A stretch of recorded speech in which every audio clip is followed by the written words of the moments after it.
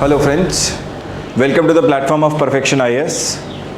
In today's this video lecture, we will be discussing basics of economy, where I will be taking up demand and price elasticity of demand.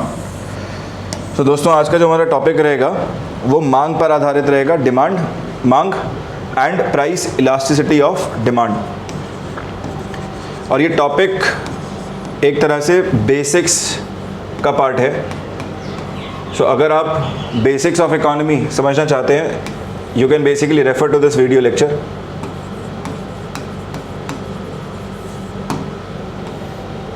So what is exactly demand, right? मांग है क्या?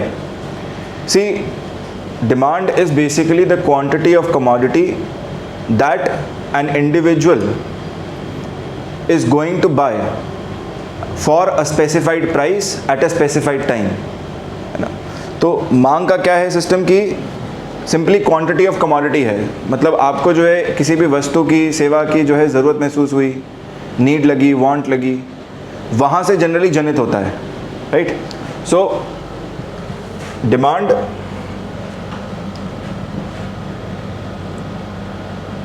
is born when there is need, want or any kind of desire to have something, है ना, in terms of good or a service. जैसे for example मुझे पानी की प्यास लगी तो मैंने कहा I need to buy some water. तो ज़रूरत है, प्यास लगी है तो पानी पीने के लिए या कुछ पीने के लिए चाहिए, राइट? सिमिलरली मान लीजिए मैं अपने सामने रोड पर गाड़ी जाते हुए देखता हूँ, सो मुझे लगता है कि हाँ, मेरी भी नीड तो है, मुझे भी डेली बेसिस पे कम्यूट तो करना ही पड़ रहा है। So I also want a car. ज़रूरत तो हमेशा से महसूस हुई ही है ना? और वो गाड़ी देख के, चमचमाती लाल गाड़ी देख के जो है मन में इच्छा जग गई कि I also want to buy a red car, है ना? I also want to buy a car of this particular brand, और I also want to buy a car, right? So demand के लिए this is the very first thing that you need. But is this the only thing that is sufficient enough to generate demand? The answer is no. क्या ये अपने आप में पर्याप्त condition है demand को जनरेट करने के लिए, डिमांड को जनित करने के लिए? नहीं। सो इसके अलावा और क्या चाहिए? We basically require some kind of purchasing power. We require some kind of purchasing power, खरीदने की क्षमता। जैसे फॉर एग्जाम्पल लाल गाड़ी में हमारे को 6 लाख की भी गाड़ी मिलती है, 60 लाख की भी गाड़ी मिलती है ना? तो कितनी मेरी परचेजिंग पावर है वो डिसाइड करेगी whether I am going to buy a car which is worth 6 lakh rupees और 60 लाख रुपीज़, ठीक है ना? So need, want, desire is okay, that is going to be at the genesis of demand, but what you require next is more like purchasing power. आपको दिखेगा कई बार purchasing power जो है वो हम एस्टैब्लिश करते हैं, है ना? जैसे कि हम देखते हैं कि मेरे को घर खरीदना है, I want to buy a space where I want to live, where I can live, है ना? मैं अपना लाइफ बिल्डअप कर सकता हूँ। अब मेरे पास उतना पैसा नहीं, मान लीजिए घर खरीदने लायक, तो what can an individual do? He can basically go to some financial institution, है ना? मान लीजिए बैंक चले गए, बैंक को बताया कि सर घर खरीदना है, घर खरीदने के लिए इतने फाइनेंस की रिक्वायरमेंट हो सकती है। सो अगर बैंक हाँ कह दे तो भी आपकी परचेजिंग पावर इस्टेब्लिश हो गई, या फिर आपने कहीं से उधार लिया जिससे कि परचेजिंग पावर इस्टेब्लिश हो गई। So you require some kind of purchasing power, you require some kind of purchasing power in order to generate demand. But are these two sufficient in themselves to generate demand? The answer is still no, right? We require third component, which is one of the most important components, which is the willingness to spend. Which is the willingness to spend. खर्च करने की भी इच्छा होनी चाहिए, है ना? आपने देखा है कई बार लोगों के पास पैसा है, बट क्या खर्च करने की इच्छा है? हो सकता है शायद नीड, वांट, डिजायर हो, परचेजिंग पावर भी हो, राइट? बट ये मिसिंग है, विलिंगनेस टू स्पेंड मिसिंग है, खरीदने की जो है इच्छा नहीं है ना? तो हम क्या करते हैं, हम जनरली डिले कर देंगे परचेज को। हम कहेंगे नहीं, अभी 15 दिन बाद खरीद लेंगे, अभी महीने भर बाद खरीद लेंगे, या साल भर बाद खरीद लेंगे। सो डिमांड के जेनेसिस के लिए these are the 3 necessary conditions that we require, and these 3 in turn they basically led to generation of demand. Okay, on this basis only we can actually define what demand is. इसी के आधार पे हम define भी कर सकते हैं demand क्या है। सो डिमांड की मेजरली हमारे पास 2 डेफिनेशंस हैं, right? And what are these two definitions? The first definition is that demand is simply the quantity of commodity that a consumer wants to purchase at a given price during specified time. ध्यान दीजिएगा, तीन चीज़ें important है. एक तो ये quantity है, it is simply quantity of commodity that a consumer wants to buy at a given price at some specified time. Right. See time is again very specific, है ना. कई बार होता है कि फॉर एग्जाम्पल ब्रेकफास्ट है, तो हम कोई चीज़ ब्रेकफास्ट में सुबह कंज्यूम करते हैं, right, and thereby you are not going to buy it in the afternoon और इन द इवनिंग, है ना. तो टाइम भी इंपॉर्टेंट है, टाइम इज ऑल्सो क्रूशियल है. Also please understand price is very crucial, है ना. किसी भी कमोडिटी का गुड या सर्विस का जो प्राइस है वो भी अपने आप में बहुत क्रूशियल पैरामीटर है डिमांड के रिस्पेक्ट में. प्राइस के अंदर पोटेंशियल है आपकी डिमांड को चेंज करने की, राइट. क्वांटिटी जो है वो फ्लक्चुएट करती है on the basis of price also. Okay. Second definition कहाँ से निकल के आती है? Second definition comes from what I have told you, that it is simply the desire to buy a commodity backed by sufficient purchasing power and the willingness to spend. So it is simply the resultant of some kind of desire, want or need with sufficient purchasing power and willingness to spend. So these two are definitions of demand. Next, let's look at what are the factors affecting individual demand. So ऐसे कौन से कारक हैं, ऐसे कौन से कारण हैं जिसकी वजह से डिमांड किसी भी कमोडिटी का इफेक्ट हो सकते हैं from the point of view of an individual. ठीक है, याद रखिएगा हम बात कर रहे हैं from the point of view of an individual.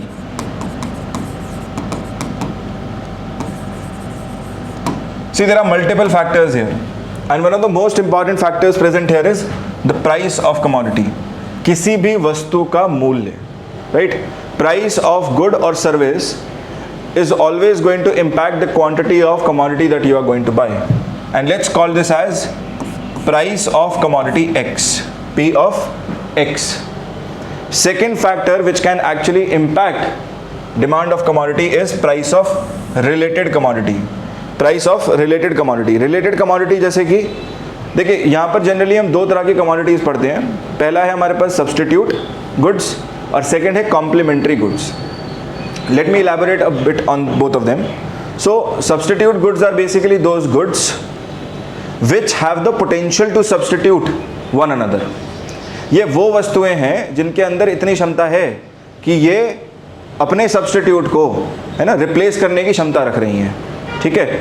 जैसे कि फॉर एग्जांपल जैसे दो बेवरेजेस को कंसिडर कर लें, दो पीने की चीज़ों को कंसिडर कर लें. जैसे कि हम कहते हैं Fanta and Coca Cola. So Fanta does have the potential to replace Coca Cola and similarly Coca Cola also has the potential to replace Fanta, right. So these two can be substitute goods. ठीक है. सो substitute goods के अगर prices very करें, है ना, मान लीजिए Fanta का दाम जो है घट गया, तो हो सकता है कुछ कोक पीने वाले कंज्यूमर्स फैंटा की ओर चले जाएं, जिसकी वजह से कोक की डिमांड घट जाए. ठीक है. So price of substitute goods is also a factor. Similarly price of complementary goods is also a factor. Complementary goods क्या है? कॉम्प्लीमेंट्री गुड्स वो गुड्स हैं which are going to be used together, which will go together, right. जैसे for example we have bread and butter, we have bread and jam, right, we have car and petrol, car and diesel, we have remember in old times we used to have that camera phone where there were film rolls.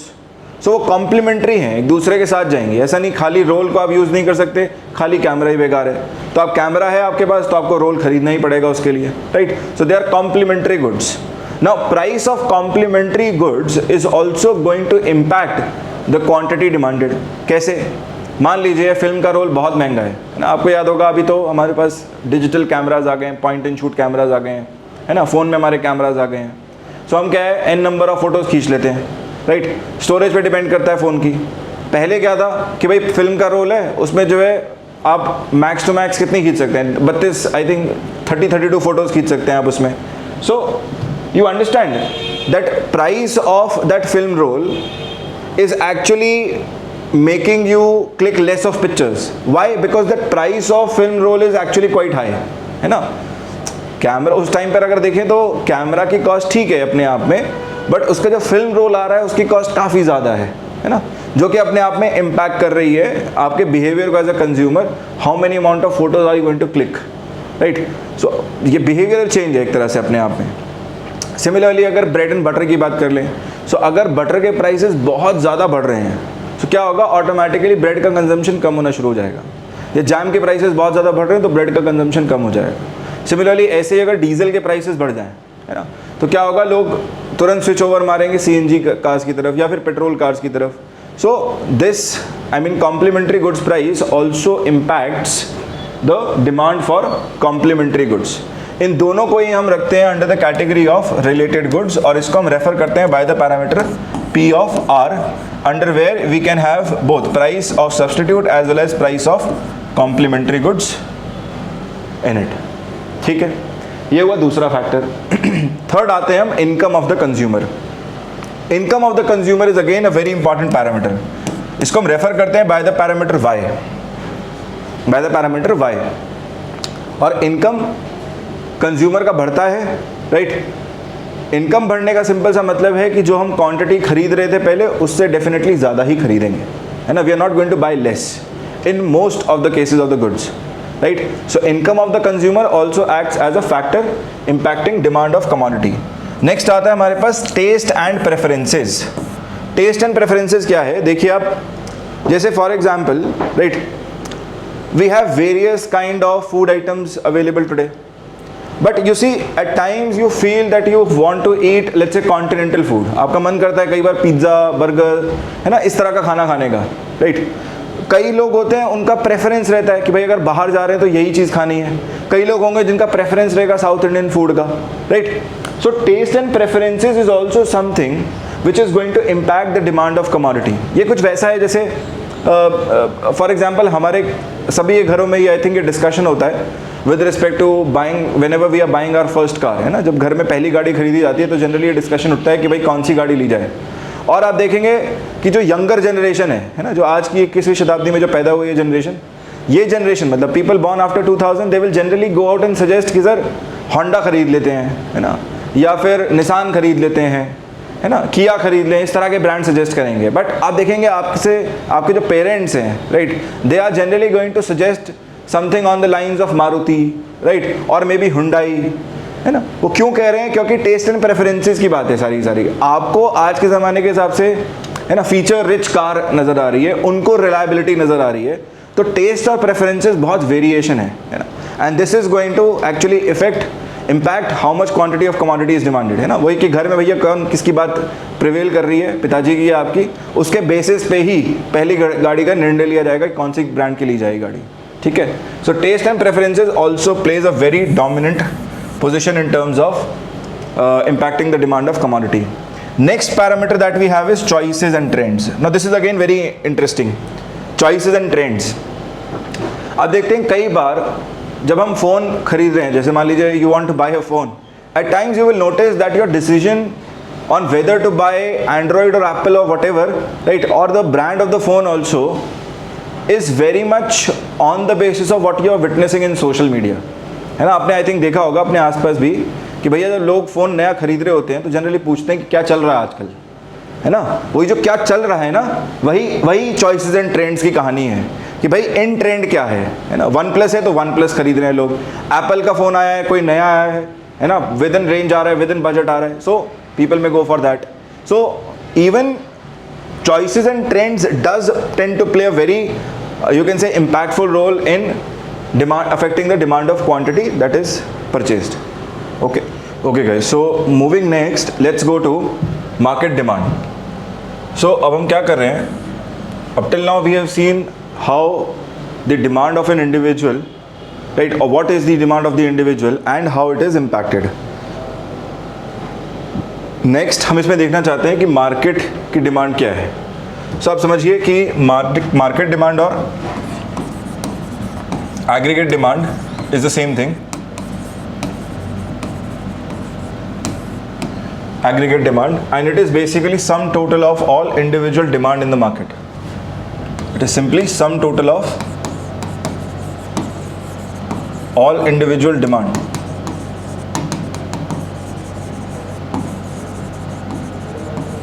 ठीक है. So demand for any commodity X is a sum total of demand of individual 1 plus demand of individual 2 plus demand of individual 3 and so on and so forth. This will keep continuing. ये ऐसे ही रहेगा, ठीक है. So अगर इसकी इसमें definition देनी हो, हम क्या कह सकते हैं, that market demand is nothing but the quantity of commodity that all consumers are willing and able to buy at a particular price during given period. ये क्या है? ये सिंपली क्वांटिटी ऑफ कमोडिटी है, quantity of commodity that all consumers, है ना. आप समझिए difference कहाँ है, बस यहीं पर है कि जितने भी उस कमोडिटी के कंज्यूमर्स हैं सबका डिमांड को कंसिडर कर लिया गया है, इंडिविजुअल डिमांड्स को, जिसके बेसिस पे we have given out something in the form of market demand.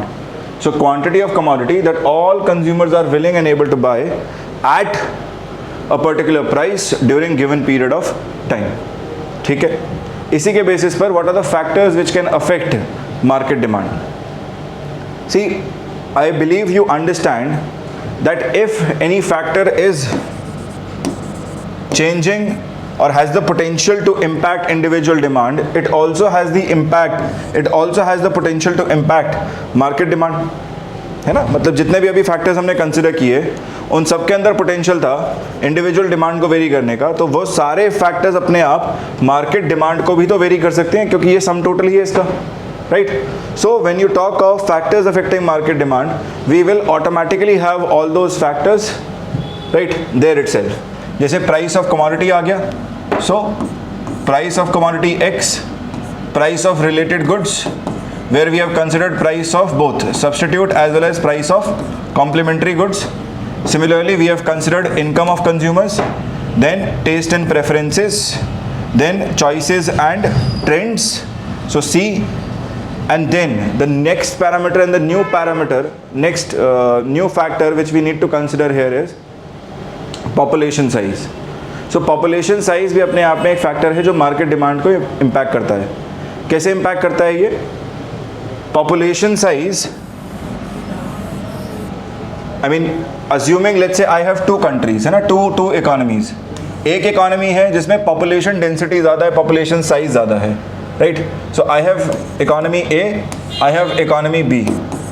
दो देश ले लीजिए आप, है ना, जैसे भारत हो गया, श्रीलंका हो गया, ठीक.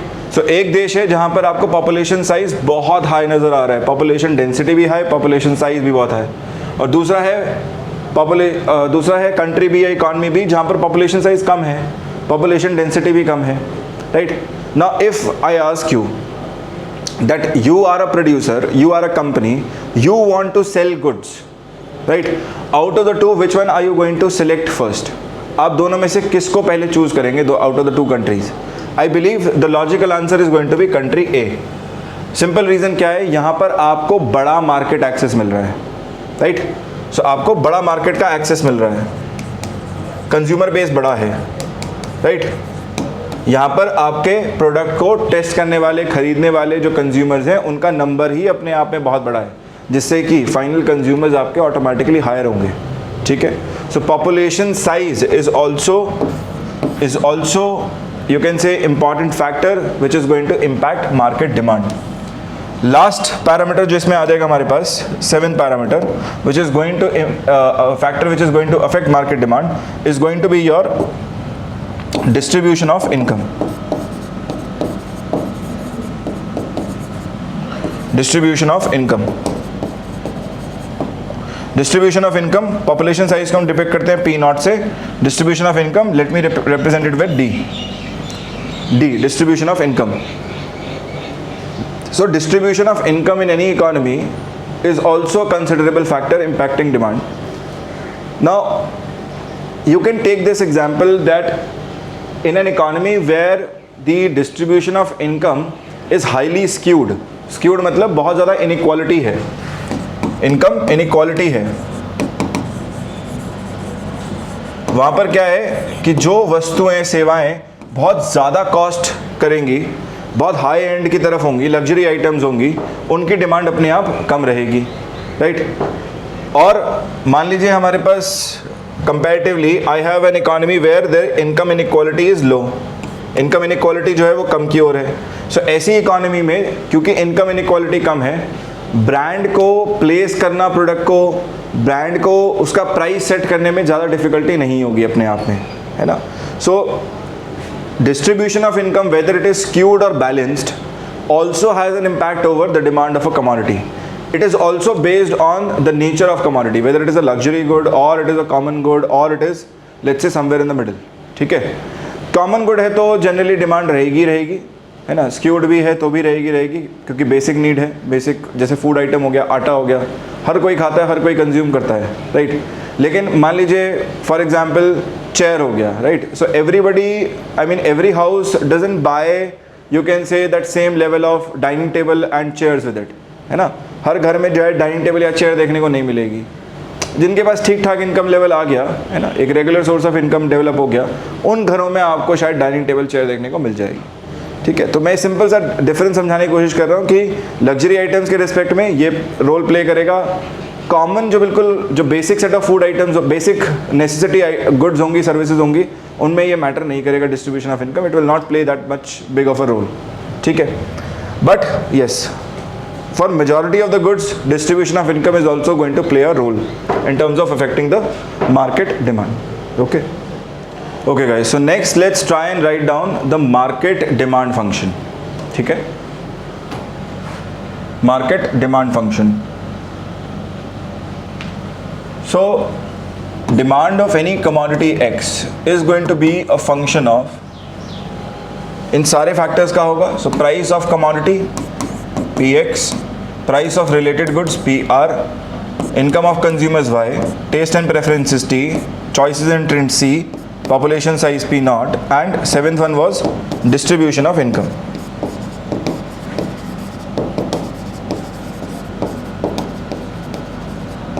D.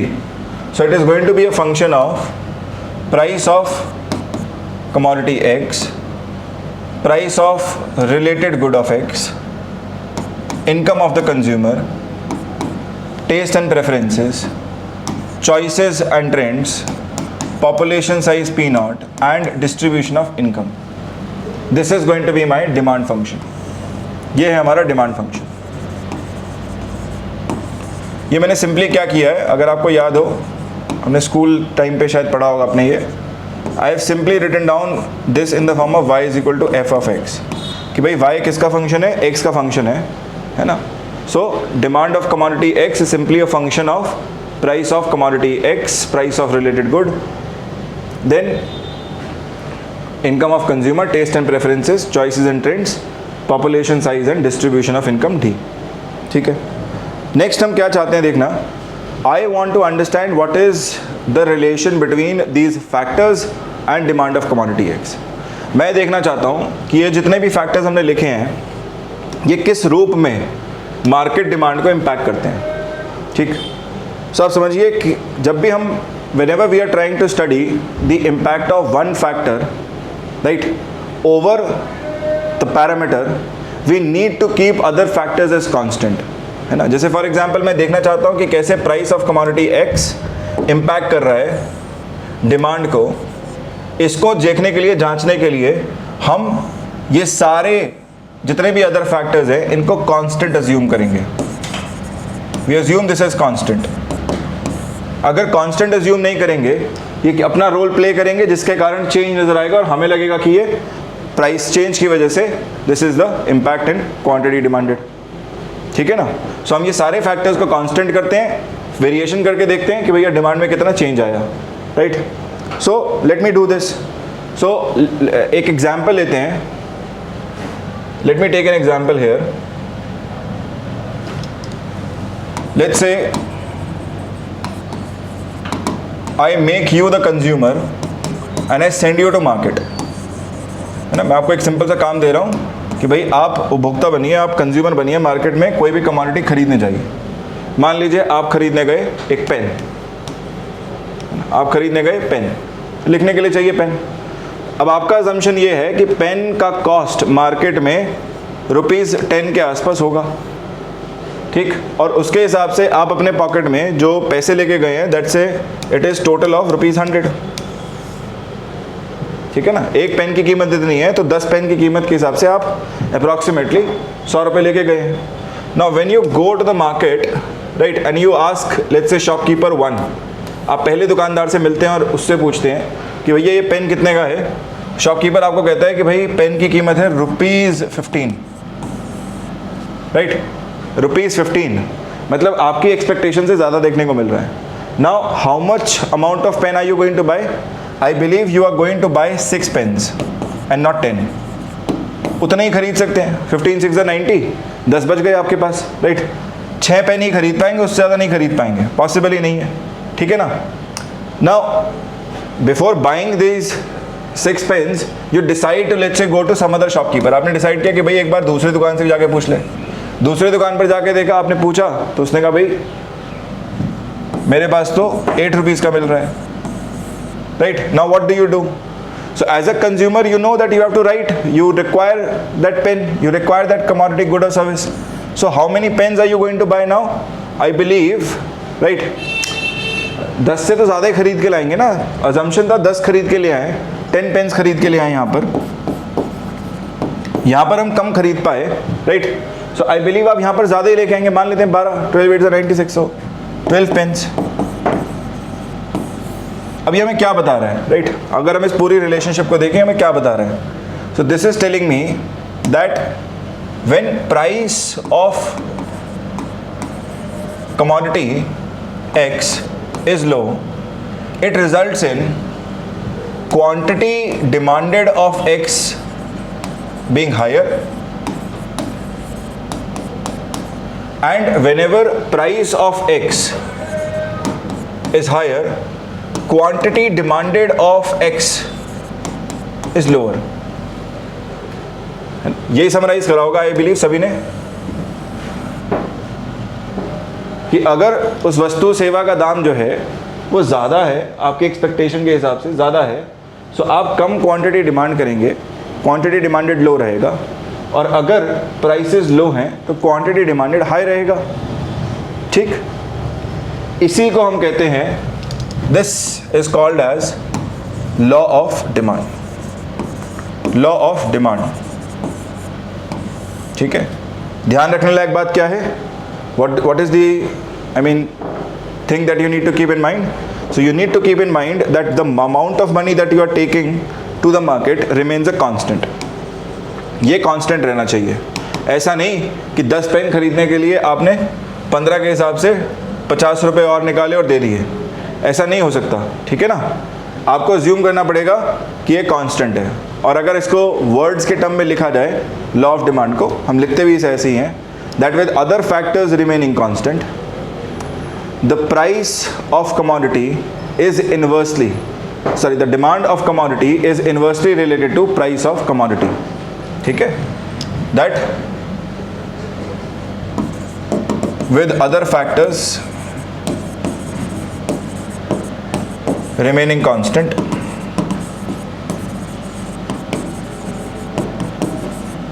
the demand of commodity X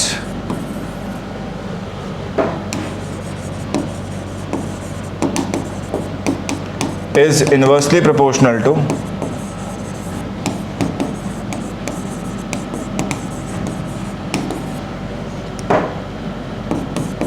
price of X। मतलब डिमांड जो है वो इन्वर्सली रिलेटेड है प्राइस से, price of X. Demand is inversely related to price of X, इसे हम कहते हैं लॉ ऑफ डिमांड, ठीक है। वर्ड्स में आप देख सकते हैं that the relationship between price of commodity X and demand of X when other factors remain constant, right, is law of demand. And the relationship is that they are inversely related to each other, एक दोनों से inversely related है। एक बढ़ेगा, price बढ़ेगा तो demand घटेगा, और प्राइस घटेगा तो डिमांड ऑटोमेटिकली बढ़ेगा मार्केट में। This is called as the law of demand. So guys हमने ये बना लिया लॉ ऑफ डिमांड, ठीक है। बट ये क्या है? This is in terms of words. Now I want to make a graph of it, but I can not make a graph of it before I make a tabular representation of it, है ना। तो tabular representation के लिए हम क्या करते हैं? हम बनाते हैं simply we go for something called as demand schedule. Schedule का मतलब डेटा को अरेंज कर रहे हैं, है ना, टेबल बना रहे हैं। सो एक तरफ हमने ले लिया price of commodity x, price of x, दूसरी तरफ हमने ले लिया D of x which is demand of commodity x, demand of commodity x. So simple data लिया है कि प्राइसेस मेरे बढ़ रहे हैं 10, 20, 30, 40, 50 and accordingly as prices tend to increase my demand is falling. Demand जो है कमोडिटी की गिर रही है। अब ध्यान दीजिएगा, मैंने डेटा लीनियर लिया है but there is no compulsion for you that the demand is going to fall linearly. ऐसा नहीं है कि उतना ही गिरेगा, 20-20 के मार्जिन से ही गिरेगा। ये 10, 15, 20, 30, 50 ऐसे भी गिर सकता है, कोई उसमें प्रॉब्लम नहीं है, ठीक है। तो अब अपने दिमाग में ऐसे लीनियर मत सोचिएगा। सिंपल फंडा ये है कि प्राइस और डिमांड जो है वो इन्वर्सली रिलेटेड हैं। सिंपली उसको डेटा के फॉर्म में रिप्रेजेंट करने की कोशिश करिए, ठीक है ना। रिलेशनशिप कभी नहीं कहती है कि लीनियर है कि प्राइस 10 से बढ़ेगा तो डिमांड 10 से गिरेगा, ऐसा कुछ नहीं है, right. I mean that is up to the market and the commodity and the consumer. So ज़रूरी नहीं लीनियर बिहेवियर होगा, ये जो है नॉन लीनियर बिहेवियर भी शो कर सकता है। Now I want to represent this in the form of graph, ठीक है। इसे हम ग्राफ के फॉर्म में रिप्रेजेंट करेंगे तो ये कैसा दिखेगा। So I believe if I take two axes in the form of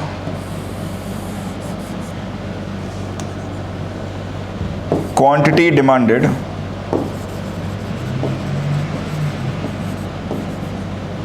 and price,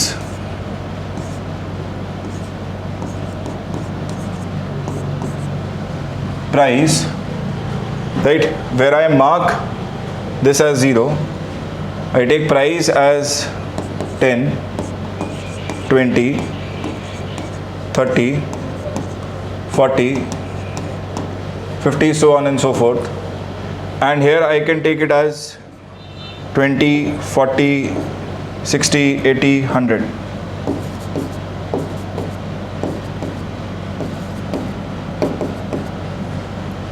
So I can see that when price is 10, commodity demanded is 100. जब prices 10 है तो commodity demanded कितना है? Commodity demanded is here, right, and when prices are 20, commodity demanded is 80, somewhere here, then 60 पर approximately यहाँ पर, 40 पर it is, when prices are 40 demand is also 40, so somewhere around here, and when prices are 50 the demand is around 20, है ना। कुछ इस तरह की शेप मिल रही है हमें। so if I draw a curve over this, इस पर अगर हम कर्व बनाएं तो कर्व का शेप हमें कुछ इस रूप में मिल रहा है, कुछ इस रूप से हमें कर्व देखने को मिल रहा है। लीनियर मिलेगा वैसे तो स्ट्रेट लाइन हमें देखने को मिलेगी, but I can very much say that this is my demand curve and this is a downward sloping curve. This is a downward sloping curve, ठीक है। समझिएगा कि कर्व का जो स्लोप है वो नीचे की ओर है, डाउनवर्ड स्लोपिंग कर्व है। इनफैक्ट अगर हम निकाले भी, कैलकुलेट भी करें स्लोप इस कर्व का, it will come out to be negative. Check कर लेते हैं। So if I calculate slope of the curve,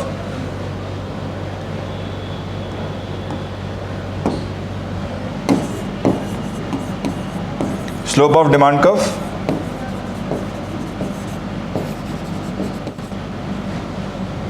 slope is calculated as change in y by change in x. So on y axis I have price and on x axis I have quantity demanded. So this is my change in price by change in quantity demanded, delta p by delta qd. Now I can pick arbitrarily any 2 points here, right? मैं कोई भी 2 arbitrary points pick कर सकता हूँ। So price के लिए let me pick this 40 and let me pick this let's say 10, ठीक है। So if I pick these 2 points, So this is my, let's say, P1, this is my P2, right? And correspondingly I have Q1 and I have Q2.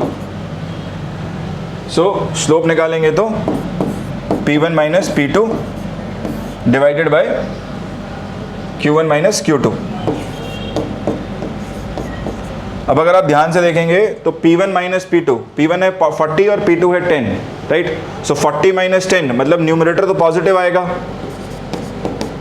लेकिन जब भी आप denominator निकालेंगे तो 40 minus 100 आ रहा है, राइट? सो 40 माइनस 100 मतलब denominator Q1 minus Q2 is going to be negative. So overall parameter क्या निकल के आएगा, ये this will come out to be negative. So हमें याद क्या रखना है यहाँ पर, that slope of demand curve is going to be negative always. Only in the case of exceptions where the good or service does not follow law of demand, we will basically have the condition where the slope may not come out to be negative. Otherwise for all goods and services the slope will come out as negative. ठीक है जी? So ये है simply जो हमें याद रखना है. So guys, up till now what we have seen is that law of demand basically states that prices of any commodity X and demand of the commodity X, they are inversely proportional. So whenever prices are going to fluctuate, demand of commodity is also going to fluctuate. Now next topic that I would like to cover in this lecture would be, I would like to help you understand the different types of goods that are there, and majorly what you are going to understand in this is that we can have types of goods not just in terms of complementary and substitute in terms of related goods, but we can also have types of goods on the basis of income, and we may also have certain goods which are considered as exceptions to law of demand in itself. Okay, so next जो हम topic discuss कर रहे हैं वो है types of goods, और इसमें पहला जो है वो वही हमारा कॉम्प्लीमेंट्री और सब्स्टिट्यूट है, और उसके बाद हम देखेंगे कि किस तरह के गुड्स हैं. Now the point is not just to understand the basic definition. See, UPSC is going to demand something more out of you, right? There was a question also that was asked last year. So यहाँ पर क्या है, आपको ना केवल type समझना है, definition से ही मतलब नहीं है, आपको कॉन्सेप्ट भी समझना है इसके पीछे कि अगर कर्व बेस्ड क्वेश्चन आ जाए तो कैसा पूछा जाएगा, या फिर अगर कॉन्सेप्ट से रिलेटेड पूछ ले तो आपको कैसे जो है वहाँ तक पहुँचना है जवाब तक. Okay, so the first thing that we are covering is complementary goods. Complementary goods. So अब ये complementary goods क्या हैं? See, complementary goods, I stated that these are goods which are used together, which are used hand in hand. मतलब साथ में जाती हैं, जैसे bread and butter, bread and jam, right? Car and petrol. So for complementary goods, if the price of one good is increasing or decreasing, what is going to be the impact on demand of the second good? ठीक है, सो हम मान लीजिए bread and butter का example लेते हैं और इससे जानने की कोशिश करते हैं, समझने की कोशिश करते हैं कि किस तरीके से कर्व्स बिहेव करेंगे. ठीक है, तो कर्व्स यहाँ पर इंटरेस्टिंग पार्ट रहेगा, समझिएगा. सो कॉम्प्लीमेंट्री गुड्स, हमने इसमें एग्जांपल ले लिया let's say bread and butter का. Now I know that if prices of butter, right, start increasing, if prices of butter start increasing, automatically the demand for butter is going to fall off. ठीक, the demand is going to decrease. But I am not just contented with this, है ना. मेरा objective क्या है, जानना कि भाई अगर ये प्राइस में फ्लक्चुएशन है तो डिमांड ऑफ ब्रेड पर क्या असर होगा. ठीक है, और अगर price of butter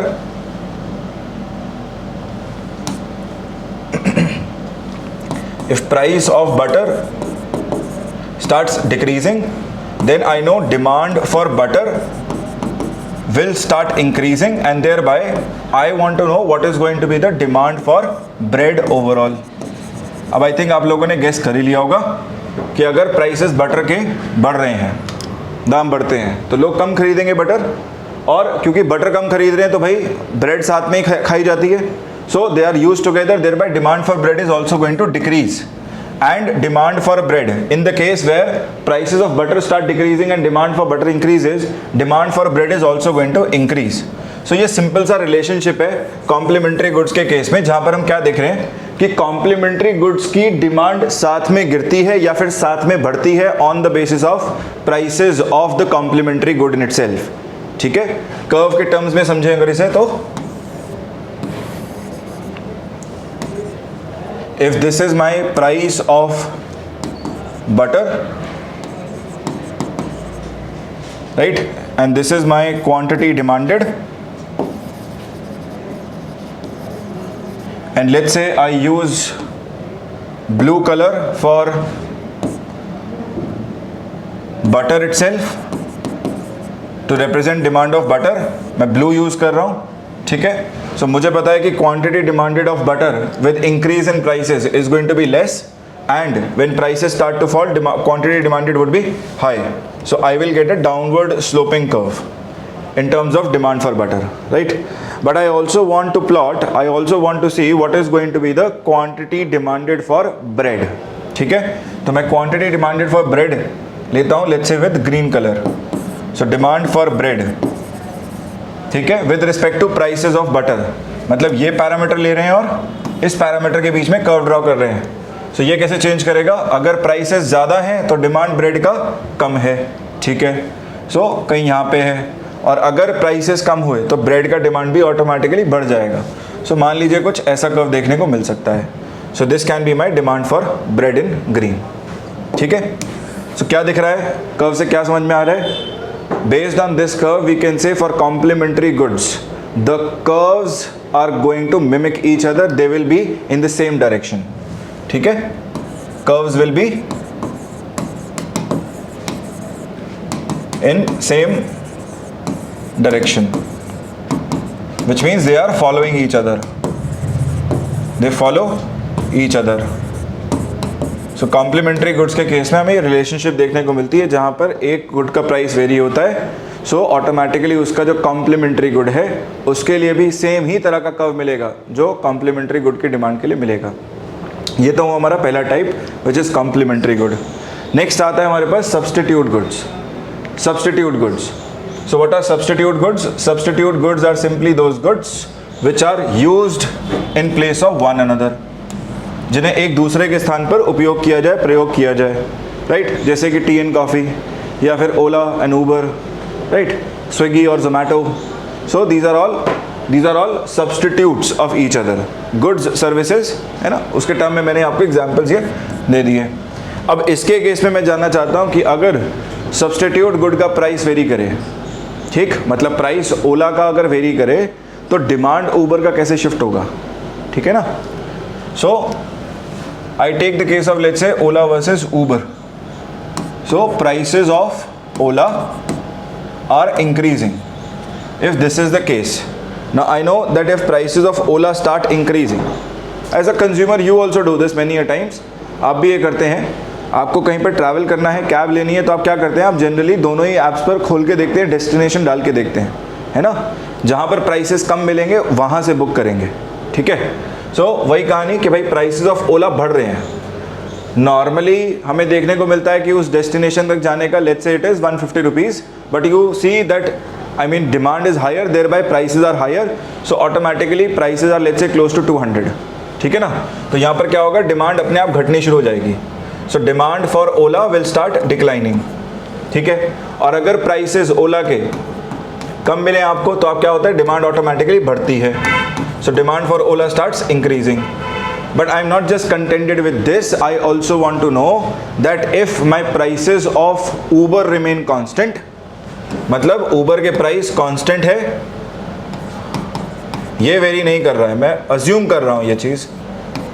Price of Uber remains constant, although it is not going to happen in the practical world. आप समझिए, प्रैक्टिकल जो हम वर्ल्ड में रह रहे हैं इसमें ये पॉसिबल नहीं है कि कांस्टेंट रहे, but at least for study specific मैं अज्यूम कर रहा हूँ, पढ़ने के लिए, समझने के लिए मैं अज्यूम कर रहा हूँ कि ये कांस्टेंट है. तो ऐसे केस में what is going to happen to demand of Uber. भाई अगर कंज्यूमर ओला की तरफ नहीं जा रहा है तो किधर की तरफ जाएगा, ऊबर की ओर जाएगा. और इसीलिए ये बढ़ेगा। और अगर कंज्यूमर ओला की तरफ जा रहा है तो ऊबर की तरफ नहीं जाएगा। इसका मतलब demand for Uber is going to decrease, demand for Uber is going to decrease. This is going to be the relationship. ठीक, इसी के लिए हम कर्व्स बना सकते हैं। So I can draw curves also for this. So on one end I take let's say price of Ola. So यहाँ पर हमने ले लिया प्राइस ऑफ ओला, राइट, और यहाँ पर हमने लिया क्वांटिटी डिमांडेड,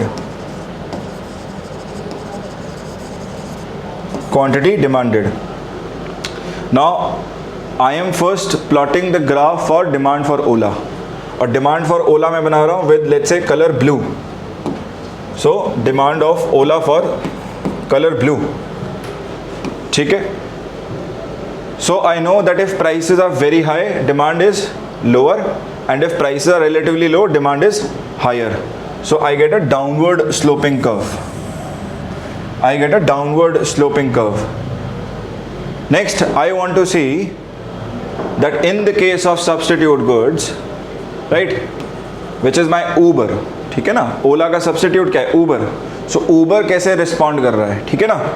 सो ऊबर कैसे रिस्पॉन्ड करेगा, अगर मैं ऊबर के लिए कर्व बनाऊं, let's say I take the colour green to plot demand for Uber, how will the curve look like? So if prices of Ola are high, demand for Uber automatically is high, so this will be on this end. And if prices for Ola are low, right, then demand for Uber is also low. So my curve shall look somewhat like this. My curve is going to look somewhat like this. ये क्या है मेरा, demand of Uber, demand of Uber. और blue में मैंने क्या बनाया है, लिख देते हैं कर्व पर, this is my demand of Ola. अब यह क्या दिख रहा है आपको कर्व्स पे, by looking at the curves I can say that for substitute goods the curves do not follow each other, rather they act opposite to each other. One is downward sloping, the other is upward sloping. So in the case of substitutes, the curves do not follow each other. The curves do not follow each other. They do not mimic each other. Rather, they are acting in the opposite manner. ठीक है? So ये हुआ हमारे पास substitute goods का केस. Next बढ़ते हैं to an exception. Exception to law of demand. So next है हमारे पास Veblen goods. Veblen goods, so what are Veblen goods? See, Veblen goods are an exception to law of demand. ये है अपने आप में एक exception. Exception to law of demand का मतलब हमने समझा था वीडियो में भी, that law of demand states that demand for any commodity X is inversely related to price of X. मतलब एक्सेप्शन के कि ये इस लॉ को फॉलो नहीं करेगा, है ना. वेबलिन गुड्स जो हैं वो इस लॉ को फॉलो नहीं करेंगी, और इनकी डिस्कवरी, इनको जो स्टेट किया था वो वेबलिन नहीं किया था, वो was an economist and he was basically studying different types of goods and he noticed an unusual trend for some goods, right. और इनको इन्होंने कैटेगराइज करके अलग से कहा कि ये हैं वेबलिन गुड्स. और ट्रेंड क्या कैटेगराइज किया इन्होंने, he said for some goods the society I mean perceives these goods as a status symbol. इनका मानना था कि सोसाइटी कुछ वस्तुओं को, कुछ गुड्स को एक स्टेटस सिंबल के रूप में परसीव करती है, मतलब उन्हें देखती है स्टेटस सिंबल के रूप में, और इसीलिए ये गुड्स अपने आप में लॉ ऑफ डिमांड को फॉलो नहीं करती. मतलब अगर प्राइस बढ़ेगा भी, right, if the price of the good increases, right, जैसे मान लीजिए एग्जाम्पल के तौर पे रोलेक्स है, तो अगर रोलेक्स की घड़ी का प्राइस बढ़ रहा है, people will still buy it, which means demand for Rolex watch still increases, it is not going to decrease. मतलब कि ये लॉ ऑफ डिमांड को फॉलो नहीं कर रहा है. हमने अभी तक यही पढ़ा था कि अगर प्राइस बढ़ता है तो डिमांड घटता है ना, कमोडिटी का. लेकिन यहाँ पर उल्टा हो रहा है कि अगर प्राइस बढ़ भी रहा है तो भी कमोडिटी का डिमांड बढ़ रहा है, and the good is more in the form of being perceived as a status symbol. तो जनरली ये लग्जरी से एसोसिएटेड होती हैं, right. These goods are associated as luxury items या लग्जरी गुड्स, जैसे कि आईफोन हो गया, रेंज रोवर कार हो गई, डिफेंडर कार हो गई, right. So all of these they are more like they are perceived as status symbols by the society, and thereby demand for them will still continue to grow despite the increase in price. So they are an exception to law of demand. Now if I have to plot a curve for this, how will the curve look like? ठीक है, तो समझिएगा curve कैसा दिखेगा. So अगर हम curve बना रहे हैं इन गुड्स के लिए,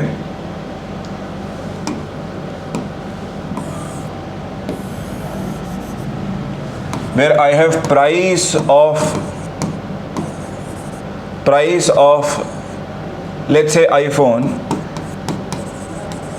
right, and I have quantity demanded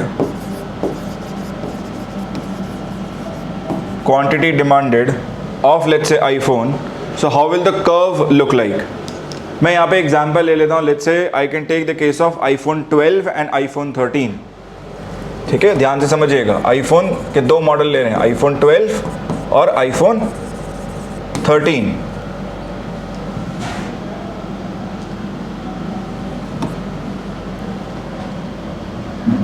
अब आई बिलीव आप सभी को इनके प्राइसेस पता हैं कि भाई जब ये लॉन्च किए गए थे तो अप्रॉक्सीमेटली कितने प्राइस पे लॉन्च किए गए थे. 13 वाज मोर कॉस्टलियर, है ना. सो आईफोन 12 लॉन्च हुआ, प्राइसेस रिलेटिवली हाई है, फिर भी डिमांड रिलेटिवली ठीक ठाक है ना. सो जब प्राइस हाई है, डिमांड रिलेटिवली फिर भी थोड़ा बहुत कम ही है, ठीक. जैसे जैसे प्राइसेस कम होगा 12 का, डिमांड बढ़ेगी. सो डिमांड इधर की ओर जाएगी. सो this is my curve for demand of iPhone, demand for iPhone 12, demand for iPhone 12. ठीक है. अब क्या हो रहा है, अब कंपनी जो है, एप्पल जो है, वो लॉन्च करता है iPhone 13, and iPhone 13 let's say assume that it is being launched at a higher price, है ना. मान लेते हैं 15,000 रुपये, 20,000 रुपये महंगा जो है वो उन्होंने लॉन्च किया. सो आपको क्या दिखेगा कि जो नंबर ऑफ बायर्स हैं या क्वांटिटी डिमांडेड जो है, आईफोन 12 के मुकाबले आईफोन 13 की क्वांटिटी डिमांडेड हायर मिलेगी, even though the price is higher, right. मतलब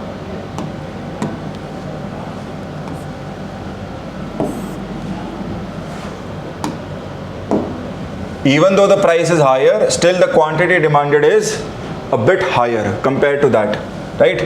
या फिर इस तरह का कुछ शेप हमें नज़र आएगा. जैसे जैसे आईफोन 13 का प्राइस गिरेगा वैसे वैसे क्वांटिटी डिमांडेड अभी भी बढ़ेगा. मतलब एक तरह से रिलेशनशिप जो है वो ब्रेक डाउन नहीं हो रहा है. But what I am trying to help you understand is that every time that the company launches a new iPhone, it is costlier, it is more expensive, but still the quantity demanded of that new iPhone is always higher compared to the previous one. मतलब शुरुआत में जो खरीदने वाले लोग हैं ना, जो लॉन्च प्राइस पे ही खरीदने वाले लोग हैं, वो ज़्यादा ही हैं, कम नहीं हो रहे. ठीक है ना. क्यों नहीं हो रहे हैं? क्योंकि the society perceives them as status symbols. ठीक है. ये आपको महंगी गाड़ियों के लिए भी नज़र आएगा, कई बार घड़ियों के लिए भी नज़र आएगा. So this is prevalent in the scenarios here. ठीक है. सो इस तरह का कुछ हमें कर्व देखने को मिल सकता है for Veblen goods. For Veblen goods.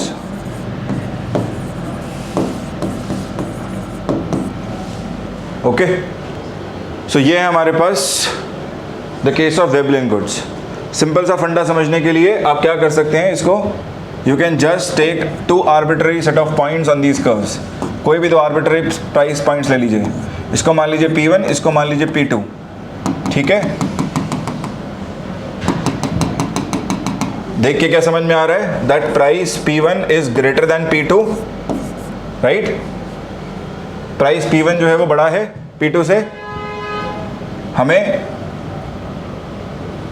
फिर भी क्या दिख रहा है कि ये जो क्वांटिटी है Q1, right, the quantity Q1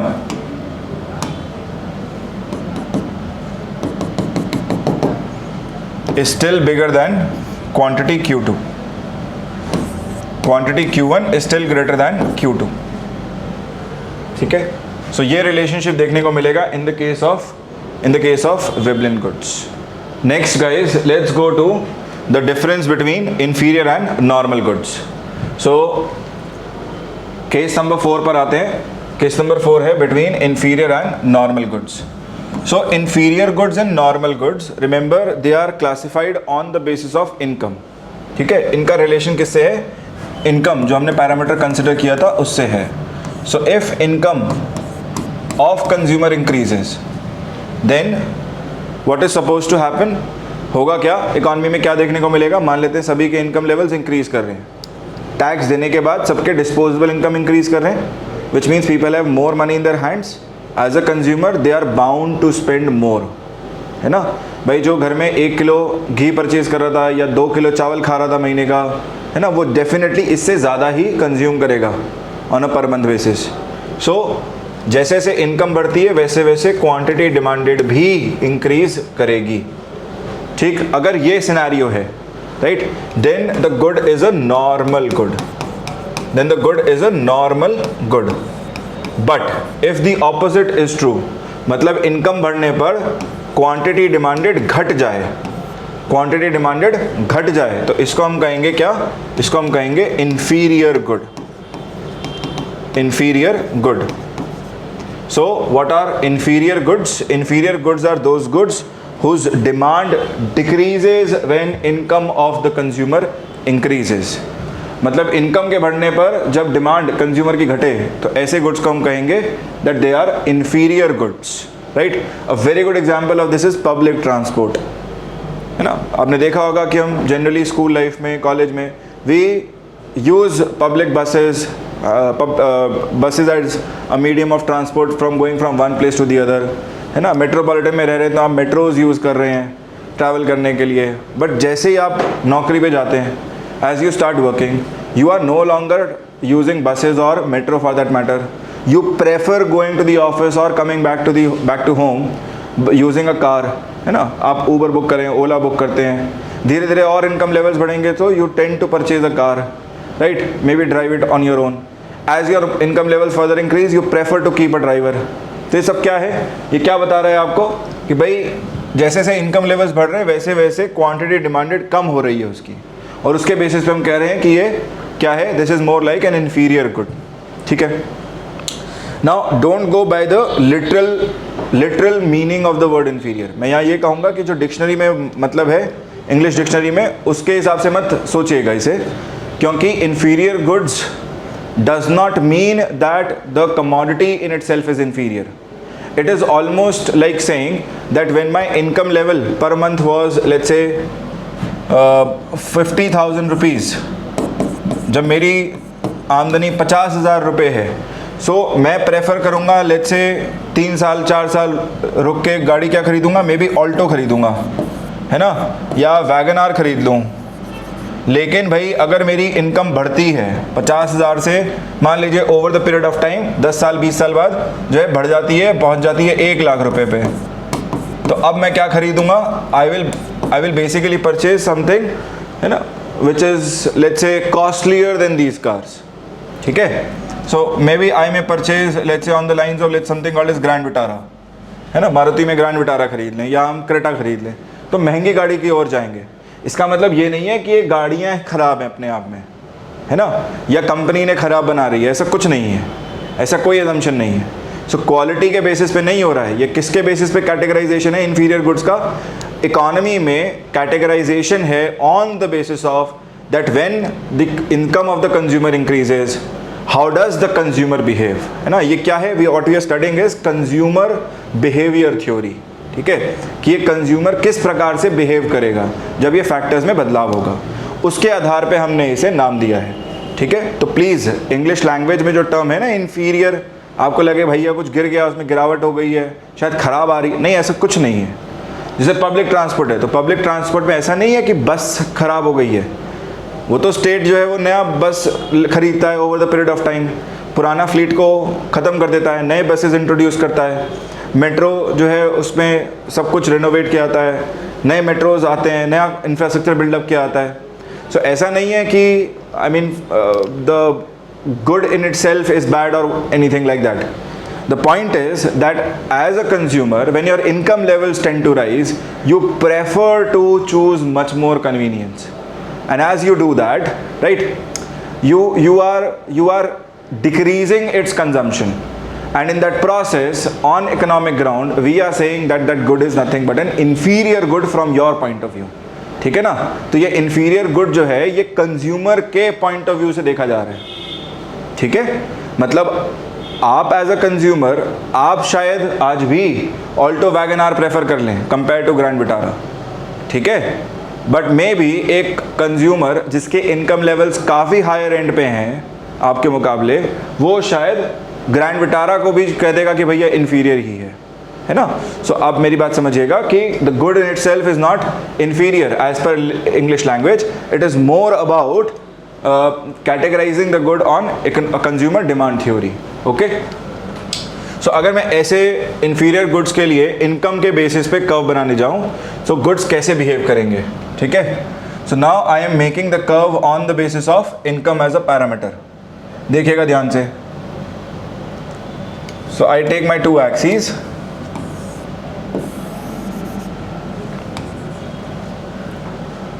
So on one axis I take price, right, and on the other axis I take quantity demanded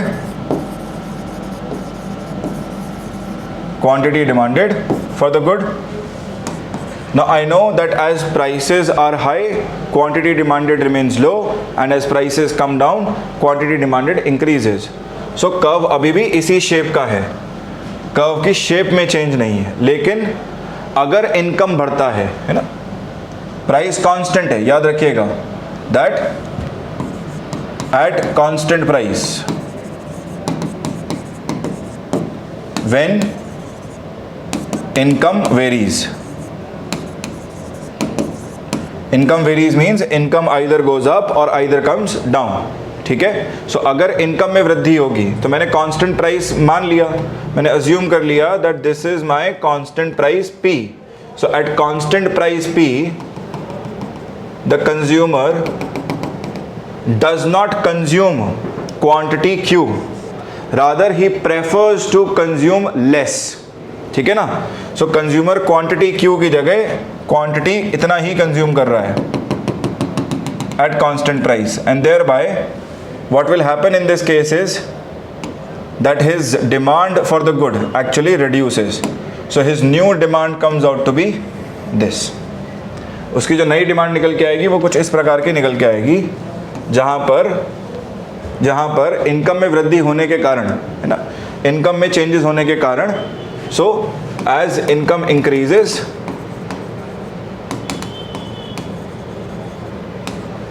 इसको आप O ले सकते हैं, right. Consider this as O. So as income increases, demand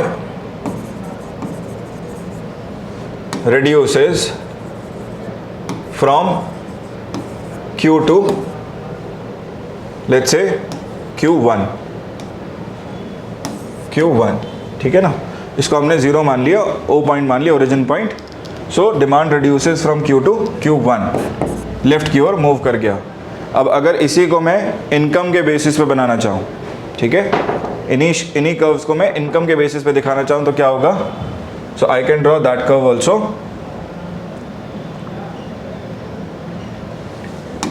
अब इस बार हम क्या लेंगे, लेफ्ट ये y एक्सिस को हम ले लेंगे. We will consider this as our income axis, और x एक्सिस पर हमने ले लिया क्वांटिटी डिमांडेड. ठीक है, quantity demanded, and if I draw a curve that this is my quantity demanded, so if my income levels start to increase, मैं मान लेता हूं कि भैया इनकम लेवल पहले कितना था, it was somewhere close to, let's say I के हिसाब से क्वांटिटी डिमांडेड था somewhere around, let's say Q. ठीक है, अभी इनकम्स बढ़ गए. सो सो I से पहुंच गए I1, income has increased. So as this increases, consumer is no longer consuming, right, the same amount, he is actually purchasing less. वो कितना कंज्यूम कर रहा है भाई? अब वो कंज्यूम कर रहा है Q1. So as income increases from I to I1, quantity demanded also goes from Q to Q1. So I can say this shape of the curve perfectly fits into my inferior goods. Okay, now things will become much more clear to you when you look at the opposite of inferior goods, है ना. इसका जो opposite है वो क्या है हमारे पास? that is normal goods. So let's try and look for normal goods also. What is going to happen for normal goods? So by definition, normal goods are simply those goods for which demand is going to increase when income of the consumer increases. मतलब अगर income में वृद्धि है, अगर income में increase है, so quantity demanded is also going to increase. अब इसके लिए अगर हम कर्व बनाएं, so what is going to be the shape of the curve? So if this is my price axis, ठीक है, अगर ये मेरा प्राइस एक्सिस है और ये है मेरे पास क्वांटिटी डिमांडेड, इस केस में कर्व्स कैसे मूव करेंगे? ठीक है, so originally this is let's से my demand curve D.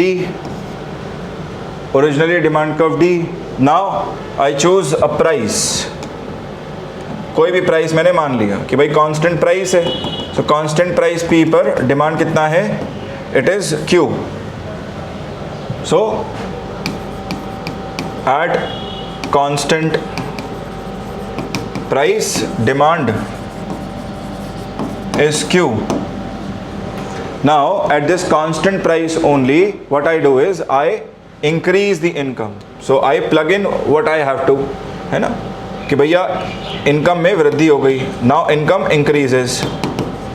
Now as income increases, quantity demanded reduces. Sorry, quantity demanded for this increases. Normal goods है ना, सो क्वांटिटी डिमांडेड बढ़ गया, तो ये Q से बढ़ने के कारण राइट की ओर मूव कर गया. Let's say this moves to Q1 at constant price. So I project it, I take it upwards, right.